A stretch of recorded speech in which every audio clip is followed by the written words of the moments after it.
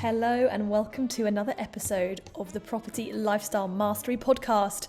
I'm Jackie Tomes, and on this show we are having open, honest conversations about all of the different things that you've got to have in place to make sure you can invest in property in a way that will ultimately give you freedom. And the topic of conversation today is values. And you'll often hear with companies that values are just a bit of hot air, just a fancy set of words that you put on your website, but they don't really mean anything. Dave and I have been on a whole journey to learn about values, how we use them when it comes to who we choose to work with, what team members are the right people for us, what JV partners are the right people for us. It has been a complete transformation in terms of who we work with and how enjoyable the business can be. And if you really take this to heart and create a powerful set of values, it transforms everything that you're doing. So a super important conversation today, and you are going to be joined by Dave and Dom to get into the heart of what are values, why are they important, and where do they fit into the overall bigger picture of creating your business plan. You're going to love this. Let's do it. Hello, Dom. How are you today? Hello, Dave. Yes, I've got to say, this subject of values, I'm so excited. I'm always excited on a podcast, but this one in particular, I absolutely love going through with clients because they learn so much about themselves. Values is an incredible topic, which really opens your eyes to who you are and why you have the friends that you have and why you get pissed off. Oops, maybe I shouldn't swear with other people. So yeah, big topic. What are your values, Dom? Freedom to swear. Let's just put it out there. Freedom to swear. Done.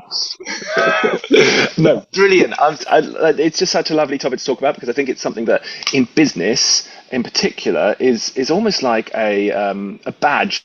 You just put on this, slap it on, and it's like, oh right, we've got our values sorted. Here you go, and they mean nothing. It's lip service. It feels like they're totally not got any substance to them, right. And yet we've found, Jackie and I, that when we started using values in our business and we started doing it in the right way, in a really, really impactful way, it has made so much improvements to us, to our team, to how we are viewed by the people we work with, to who we choose to work with and don't work with. It really, when you actually integrate it to everything you're doing, the clarity it gives you creates such impact to your ability to perform and be happy. Right. Like, just be happy in a business setting and yourself, like how you're working with that team. It brought more joy into our lives. So I think the power of it is incredible. You have to do it right. Exactly. So that's where actually bringing someone like you in, right, is what we need. We need someone who really gets in, who's delved into it. And I guess my first starting point with this is there's many different approaches to values, many different books out there talking about them. Yes. So from your perspective, what do you feel values are? Like, what are they for you, and how would you describe that? Absolutely. Okay, so here is a definition of values that I use. Basically, values are principles and or standards that are really important to you. Okay, and so you discover your values when you get pissed off because something has, one of your values has been broken. So just a quick example would be, someone cuts you up in the traffic, you get pissed off because they're not respecting, your driving, or not respecting your space. So respect is a kind of an obvious one that a lot of people tend to have in various guises. But that's basically it. It's the things that are most important to you, and your values basically dictate who your best friends are because you have similar values to them. That's why Dave, you and I, Jackie, and the team all have similar values, and we deliberately hire on people with similar values because then we know we're going to get on to a certain extent relatively well because we share the values of, being authentic, for example, or tenacity, working through a problem and those sorts of things. So there's personal values, which are ingrained in you. And if you know them, you're going to make much better decisions, faster decisions, and be more in line with who you want to become. And then there's business values that we also get people to create and set. And that influences people's behavior in the organization so that there's more, maybe cohesiveness and, better growth and opportunity, and things go better because people are respecting each other's values and understanding the values in the organization. So that's what That's, values are.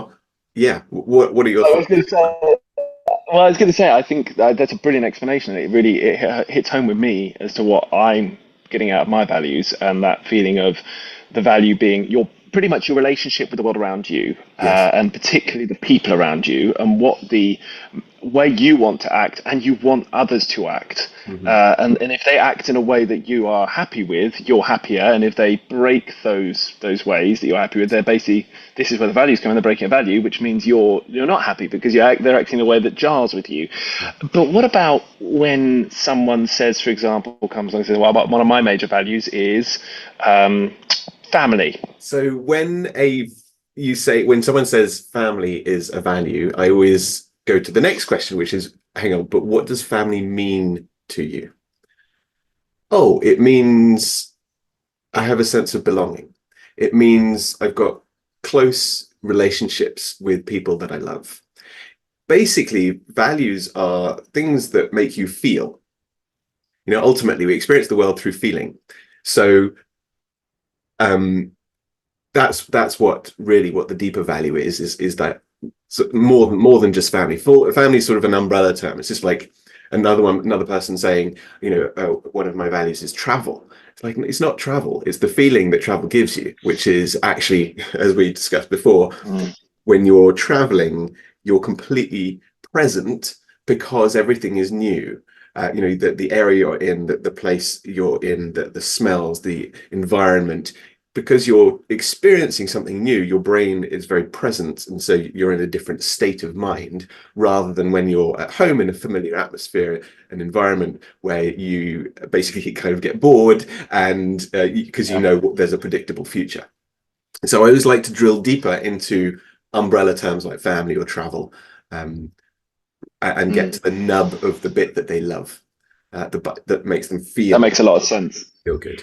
Yeah. So like I'm imagining there already that if someone says they like travel, you come to this concept of saying actually it's to do with being present in the moment, and then when you bring that back to the life and how you kind of why you're wanting to know this is because actually suddenly you become aware that when someone else does something that is, or if someone is in a position where they're never present and they're constantly distracted and they're always in the, not in the now, and they're constantly pulling you into that environment Right. and taking you out of the now, it's going to be a problem for you. It's going to cause a negative emotional reaction, and it's going to jar with your values, right? So Yes. suddenly you're empowered to realize that, and you can start to make changes, There we go. right?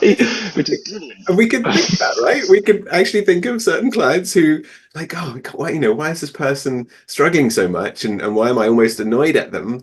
Yeah, it's because, as you say, a perfect example of they're not in the now. And one of our values is, well, I don't know about you, but I call it peace. Peace is one of my highest values. I love just feeling zen and being in the present Mm. moment, not thinking the whole time, but just being. And that for me is that sense of peace, and that comes from, yeah, just like not having to sort of think the whole time, not having to do the whole time, not having to, yeah, think about what's next, but just enjoy this moment. Another reason I discovered just the other day, actually, why I love peace, was because for me it was non-confrontational. It's just avoidance in a way, in order to remain peaceful and not have to deal with a negative situation. So we need to be aware why we love those, why we say those values of, for Yeah. example, peace. Are we doing it because we want to avoid difficulty, or is it because actually it's a genuine situation? So the different things create values. It could be an avoidance thing, it's sort of almost like a tactic of withdrawal, or it could be because for a proactive, for a positive influence on our lives. So how we get to discovering our values is also very important too.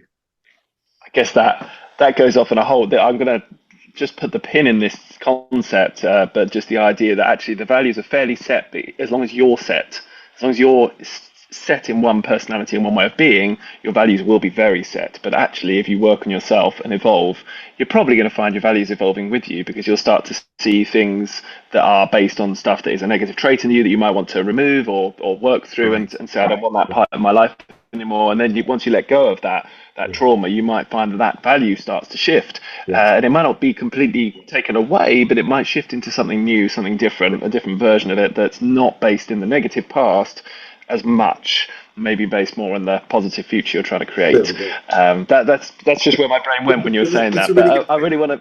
Oh though, yeah. Dave, because values are generally relatively well set. However, there are certain times when your values will shift quite significantly. And it's very simple: births, deaths, marriages, separations, moving house. The most stressful times in your life, when something major hits, that's when suddenly, health issues, suddenly something that wasn't important because it was taken for granted suddenly shoots up the importance list. So a quick example, someone has a health scare, they've been diagnosed with cancer, suddenly their health is priority number one, and that is their highest value. And that's a good thing to be aware of, is that your values are often dictated by whatever you feel your biggest lacks may be. So whatever you feel you're missing could Mm. be something that influences that value to be really high. So when I did this with a chap in Sweden, and his highest value was intimacy, because he didn't have any, and it was really lacking in his life, and he really, really wanted, someone who wants to be in a relationship, who wants to have that physical connection, emotional connection with someone, and he really lacked it. And so that's why it was at that point in time, it was his highest value. So people's highest values are often dictated by what Wow. they feel they lack. We can think of Maslow's hierarchy of needs. So there's a sort of the triangle, or pyramid, and at the bottom we've got fundamental human needs around shelter, safety, security, and then we've got ones slightly up from that, sort of around money and significance. So if those ones, if you're lacking money, suddenly money is really important on your values list. If you've got most of the fundamental ones in place, that's when you're around the self-actualization, around the sort of the top of the triangle in Maslow's hierarchy. And that's when your values are more like things around, potentially freedom, peace, progress, success, achievement, intelligence, quality, quality, just the full stop of everything that you experience. So it's different depending on where you're at in life. But that's why it's so important and so much fun to discover them. But sorry, I jumped in there. The coffee's just kicking No, kicking in, love it, love it. So I guess what I want to move on to is we've talked very clearly in depth here about what the values are, but apart from, I've mentioned the fact that you might want to know them because you become more aware of yourself and it empowers you. But let's delve deeper. Why is it that it's so good to know values? Like what are we getting out of this process in the end? We are learning about ourselves, quite simply. And so actually it might be worth going into here how you discover them. So the audience might want to listen out and maybe make some notes and write down these questions. But if you find out, okay, if you ask yourself the question, what is most important to you? Actually, you tell me, Dave. Let's do it live. What is most important to you, Dave? Oh gosh, I wasn't ready for this, Dom. What is most important to me? Most important to me is that things are done to a really high quality. Right. Yeah, high standards. Absolutely. High That standard. makes sense with being a Lord on the wealth dynamics profile, detail, getting things right. Getting things right. I mean, that is the highest, most important thing on Yeah. the board side. Okay, what else is most important to you? That I can trust people to be doing things when they say they're going to do them. Right. So that kind of trust, or maybe some people call it integrity, that honesty, Hmm. that openness, that that assuredness that it's going to happen. Yeah. So basically, what I do is ask questions like that. So, what is most important to you, and go deep and ask it several times. What is most important to you in a work environment? Um, what do you love to do in your spare time? Because that's really defines the things that you enjoy, that maybe in outside of work, because sometimes people's work isn't what they love yet. I mean, we're lucky, but other people that often aren't doing what they love. Yeah. Um, So finding out what is it that they enjoy. How do they fill their space? You know, if I was to walk into your house, what would I find? Obviously, for you, it's a Airbnb or a motorhome. But yeah, because you love to travel, Yeah. and so that indicates the things that are important to you. So asking these sorts of questions and other questions like, and let me ask you this now. When have you felt most alive recently? What was it that you were doing? Felt most alive recently when I was playing golf. Right. So and so what is it about the golf that you think you most enjoy? So in this particular case, I was on an amazing golf course. It was along the coastline of South Africa with unbelievable views. It had this incredible coastline, and some of the holes you're kind of hitting off these tees that are going over the sea onto a green that's maybe 100 150 yards away. But you've got this incredible view between you and the green, and I guess that feeling of freedom it evokes of just hitting the ball and just seeing it fly, and the challenge that you're given as well. It's got an element of challenge to it, an element of freedom. You've got to be very present and in the now, because when you hit the ball, if you think about anything else, you're going to get distracted. It takes away both from the joy of it, but also you're more likely to mess it up. And then that moment of success when it does land right, which hopefully it does, gives such a sense of reward, of fulfillment. You put it all together. And for me, it's like it hits every button. It's like, this is life. This is the point of life almost. Yeah. So what does that indicate to you as things that could align, or could be your values off the back of what you just said? Well, there's an element of, I guess, freedom is a big one. I mean, I know that anyway from other aspects of our life. We obviously travel and we want to be free. Freedom is massive for us, but I probably should have said it first when you said what's important to me, because it's almost like so obvious to me.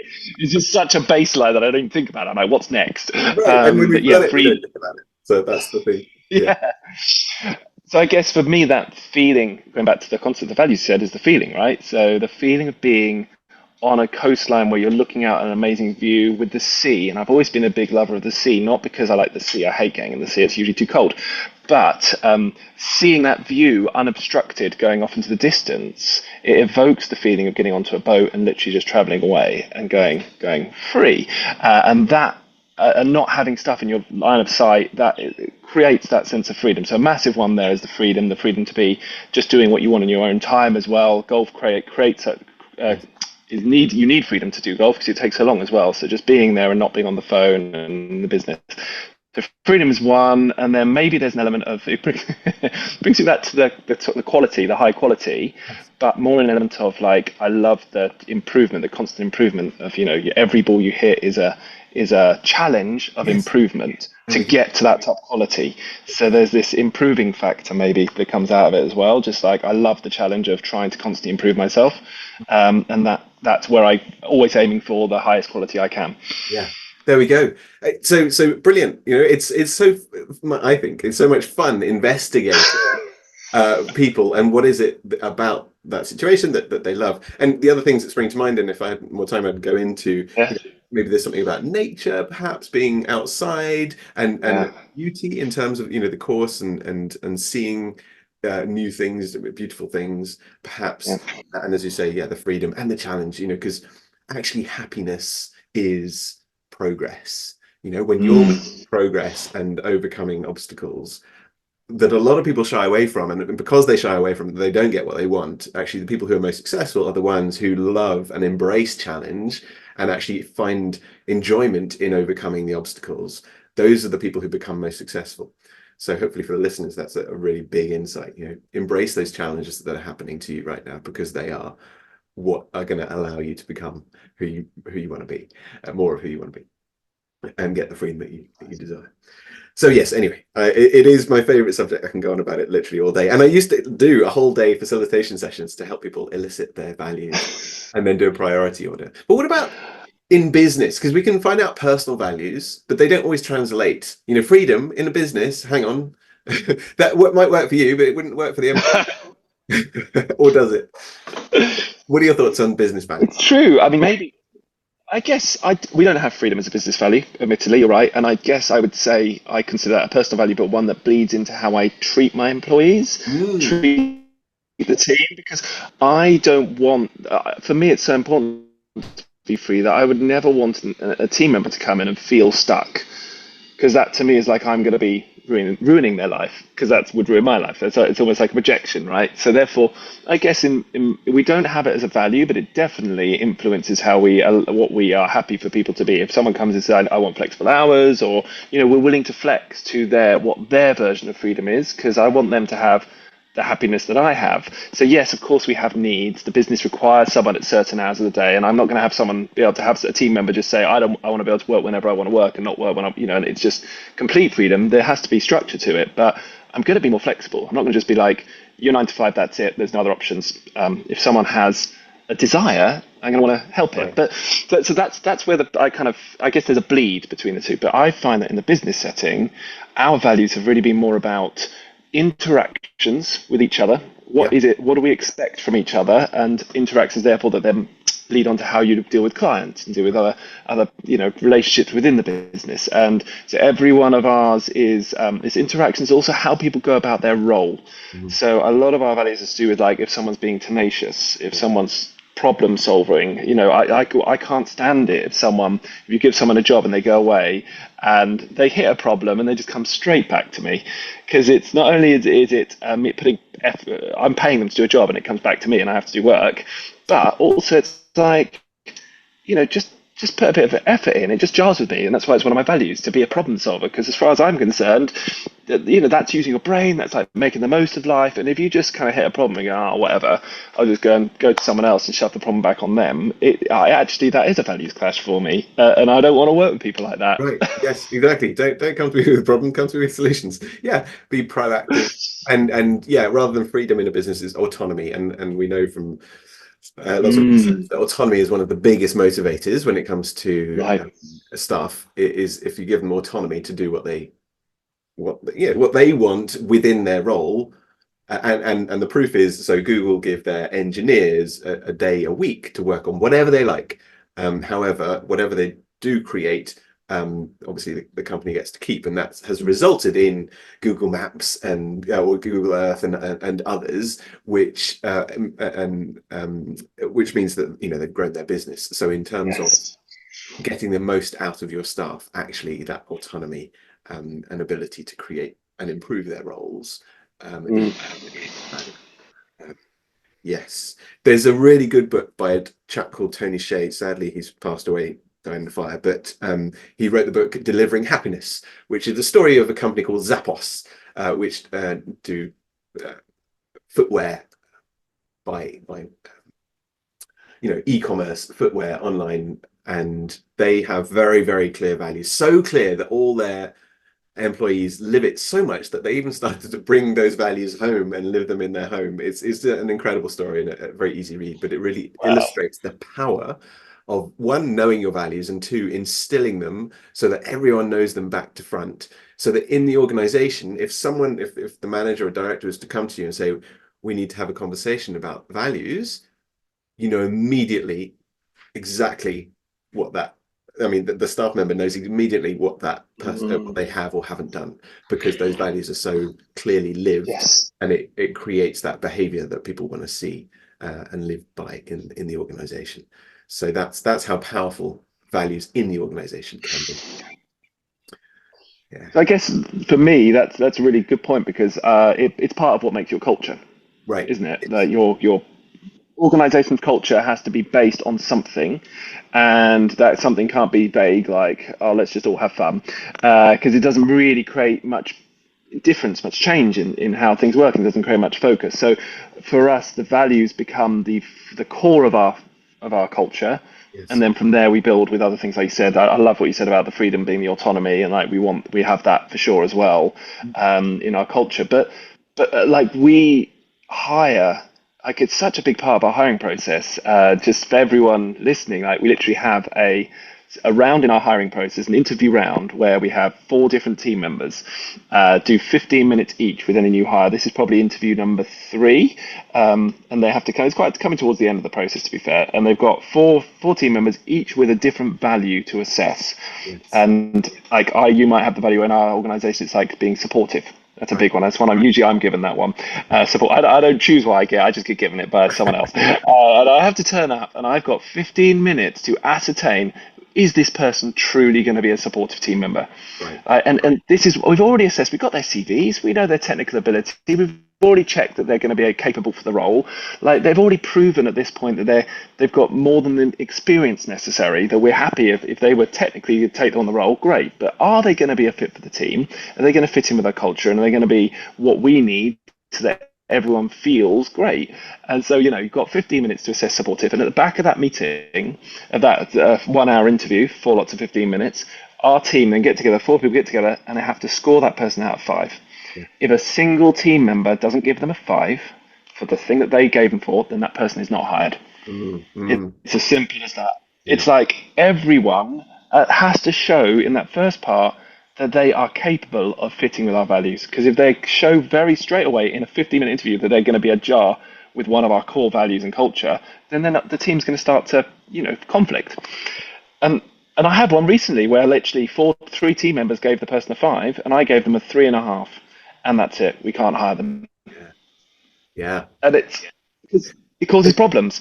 It does, because people's values don't generally change all that much, and so you really do want to, once, as you say, assess for capability, suitability, and eligibility. But then it's about the values, and if those match, great, it's going to be a good hire. If they don't match, don't expect them to change, because they are core in who people are being. Yes. We can also use values to sometimes change behavior. And just a little story on this one. It was, I mean, admittedly not a small property business. It was a large telephone answering service call center. And they had an awful lot of problems with bitching and complaining. So they actually put one of our values on the wall. We do not complain, bitch, or speak badly behind other people's backs. And so they put that on the wall, and because people read it and saw it on their way to the coffee machine and everything else, they would catch each other out, and they'll be like, "Oh, you're complaining. We've been told we shouldn't do this." So it took 3 months, but it was one of those ones where a negative value of we don't do this effectively causes people to change behavior, and then you can swap it for a good effectively value of we are open, honest, transparent, or whatever it might be. So that's a way that you can change people's behavior deliberately by spelling it out, of the behavior that's not going well, and then turn it around in due course for a positive. Yeah. So we talked about values. Actually, said whether or not it's a word or a sentence. So what are your thoughts on that? Oh, I think it's for the way we've done it. It's always like a word or 1 or 2 words. It's been over years of trying to make sense of them, trying to work out how best to do it. But we've always said a 1 or 2 sentence word.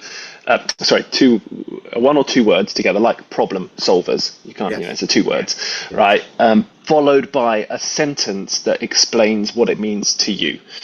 So whatever that might be, supportive or reliable. What does it mean to you to? So, for example, it's reliable, but everyone has a different understanding of the word reliable, and we realize it's got to be spelled out. So the sentence for us after that is something like, we do what we say we're going to do when we're going to, sorry, we do what we say we're going to do, or we give, or we give notice that we're not going to do it. Otherwise, God, I can't remember this. I've read this so many times.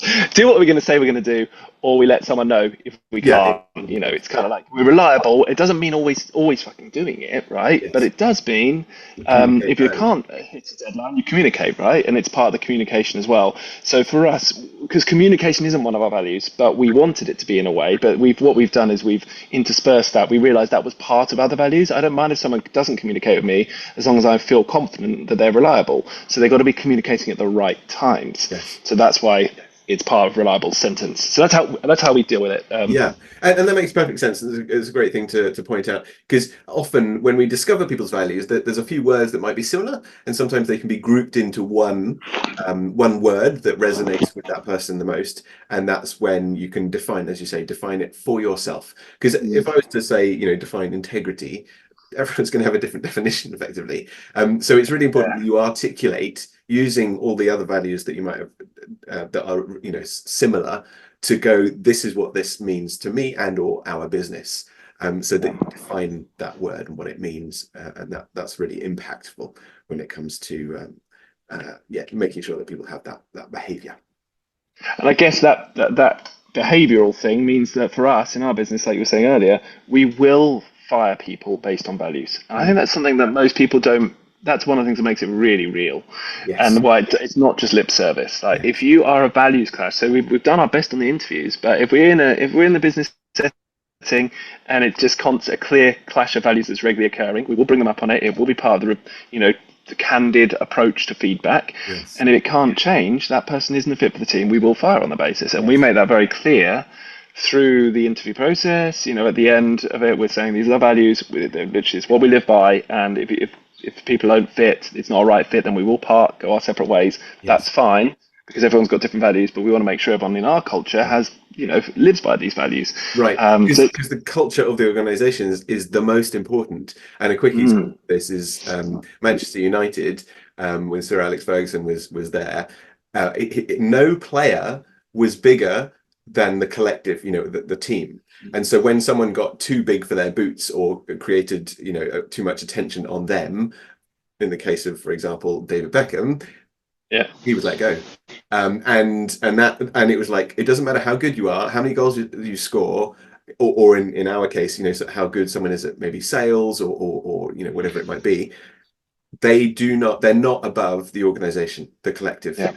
And when you see an organization that will effectively fire their best salesperson or their greatest source or whatever it might be, because their values are most important, that's when you know that they are, I think, a really good organization. They're not going to step on other people's toes and piss off, the rest of the company for the sake of one person. Yes. And that's really good. I'm glad you brought up that kind of level. Like you talk about someone as amazing as David Beckham, where it feels like so obvious it feels like an obvious thing that surely you'd hold on to David because he's such an incredible player that why lose that asset? It's clearly going to be better for the business overall to have someone of that caliber. And I'd say that it's been very important to us as well. Like when we look at our investment partners, anyone we're going to be working with who might be bringing a lot of money.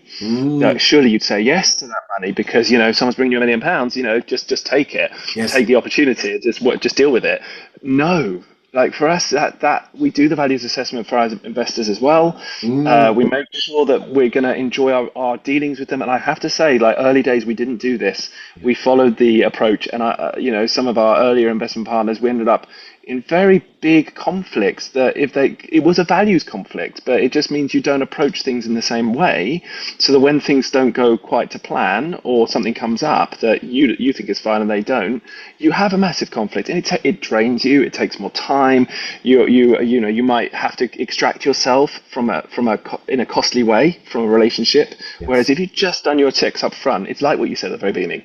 The best friends are the ones who are your values matches. Yes. Well, we want the people we work with to be of that caliber, that level of friendship. That's more important to us than the caliber of their money. Right. So let's get great caliber people in a values match, and that means we're going to have a more awesome relationship. And the less friction means it's going to be easier for us. We're going to grow more. It's going to be faster because less of your headspace and time is taken managing the relationship and trying to keep them happy, which I tell you from experience is just a pain. It's just a pain when someone is you're trying to keep them happy and it's not really working because it's nothing you can do because it's a values clash. There we go. Yeah, and for the listeners, some of you might still be in employment, and if you're in employment and you're absolutely hating it, it's usually because one or more of your values are being, broken. And I had exactly that when I was at a big consultancy firm before. They didn't value me in terms of appreciation. That they were going to give me a promotion, but they weren't going to pay for it. It's like, well, no. So there was a lack of any kind of one, respect, and two, appreciation. And I was like, I'm done. I have no respect for this leadership, and so I walked away. And honestly, it was the best thing I ever did. So when you are true to your values, the universe will respond and help you be more successful because you're in line with who you're meant to be, rather than fighting it and just doing something because you think, oh, I should do it because I need the money, or I need this client, or I need this investor, or I really have to get this deal, and the landlord is screwing you over, and it's just not worth it. So follow your values, and you'll live a much happier life. awesome. I hope you are as revved up about values as we are off the back of that conversation. And talking about values and bringing them to life, you will have heard our previous episode with Nisha and Jazz, who run Castlewood Homes. We've mentored these guys for 3 years, and it was an incredible gift to be able to do that. And they've gone from spinning multiple plates, struggling to make deals happen, to multiple deals on the go at the same time. They've raised a couple of £1 million of finance from investors. They are absolutely smashing it. This is what we mean when we talk about values, is working with people like that, which is why I'm particularly excited to announce that we have a new JV partnership with Nisha and Jazz from Castlewood Homes called the Castlewood Property Strategy Meet.